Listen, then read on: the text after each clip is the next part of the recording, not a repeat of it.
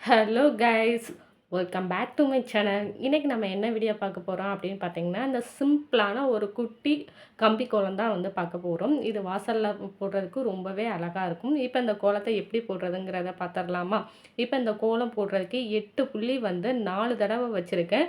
அதே மாதிரி 4 புள்ளி வந்து 2 தடவை வந்து வச்சுருக்கேன்.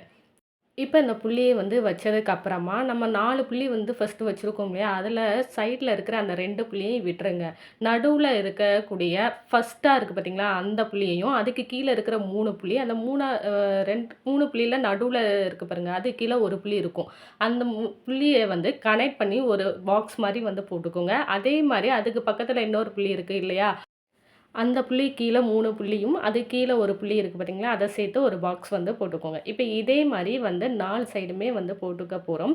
ஃபர்ஸ்ட்டு இருக்கிற புள்ளிய விட்டுட்டு 2வது புள்ளியும், அது கீழ இருக்கிற 3வது புள்ளி, அந்த 3வது புள்ளி சென்டருக்கு கீழ இருக்கிற 1 புள்ளி. இத சேர்த்து 4 அதாவது அந்த கார்னர்ல இருக்கக்கூடிய அந்த 4 புள்ளியும் சேர்த்து ஒரு பாக்ஸ் வந்து போட்டுக்கோங்க. அதே மாரி பக்கத்துல இருக்கிற புள்ளிக்கும் அதே மாரி வந்து பாக்ஸ் வந்து போட்டுக்கோங்க. நீங்க பக்கத்துல இருக்கிற புள்ளிக்கு அந்த 3வது புள்ளி வந்து நம்ம ஆல்ரெடி போட்ட பாக்ஸ்க்குள்ள தான் இருக்கும்.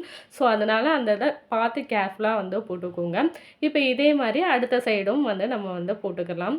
இது 2 பாக்ஸும் ஒண்ணோட ஒண்ணு ஜாயின் பண்ற மாரி தான் வந்து இருக்கும். இந்த 2 பாக்ஸுமே. ஸோ, நான் அந்த பாக்ஸ் வந்து எப்படி போடுறேன் அப்படிங்கிறத ஒரு தடவைக்கு 2 தடவ கூட நல்லா பார்த்துட்டு, அதுக்கப்புறமா இந்த பாக்ஸ வந்து போடுங்க. இப்போ பாக்ஸ் வந்து 4 சைடுமே வந்து ஓரளவுக்கு ஃபினிஷ் பண்ணியாச்சு. ஃபுல்லாவே ஃபினிஷ் பண்ணியாச்சு. இப்போ இந்த பாக்ஸ் போட்டிருக்கோம் இல்லையா? அந்த கார்னர்ல இருக்கக்கூடிய அந்த 2 புள்ளிக்கு நேரா கீழ வந்து ஒரு கோடு போட்டுக்கோங்க. அது கீழ ஒரு 3 புள்ளி வந்து இருக்கும். அந்த 3 புள்ளியும் சேர்த்து கீழ ஒரு கோடு வந்து போட்டுக்கோங்க. இதே மாரி 4 சைடு வந்து போட்டுக்கோங்க. கார்னர்ல இருக்கக்கூடிய அந்த 2 பாக்ஸுக்கும் சேர்த்து ஒரு புள்ளி வந்து இருக்கும். அந்த புள்ளி அது கீழ இருக்கக்கூடிய 3 புள்ளி. அதில கார்னர் புள்ளி வந்து பாக்ஸ்க்குள்ள தான் வந்து இருக்கும் 2 இதுலயுமே. இதே மாரியே வந்து 3வது சைடும் போட்டுக்கோங்க. அதே மாரி 4வது சைடும் வந்து போட்டுக்கோங்க. இப்ப 4 சைடுமே வந்து இப்ப வந்து கோடு வந்து போட்டாச்சு. இப்ப இந்த 2 கோடையுமே வந்து நம்ம ஜாயின் பண்ணணும்.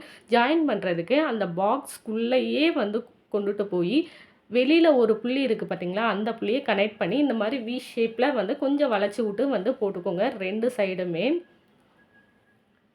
இதில நம்ம மேல இருக்கிற புள்ளிய தான் வந்து கனெக்ட் பண்ண போறோம். ஸோ, உள்ளக்க இருக்கிற எந்த புள்ளியையும் வந்து கனெக்ட் பண்ண போறதில்ல. அதனால அந்த இது எப்படி நான் கனெக்ட் பண்றேன், எந்த புள்ளியோட கனெக்ட் பண்றேன், அதாவது எந்த புள்ளிய சுத்தி நான் கனெக்ட் பண்றேங்கிறத கொஞ்சம் கவனமா பார்த்து நீங்களும் அதே மாரி கனெக்ட் பண்ணிக்கோங்க.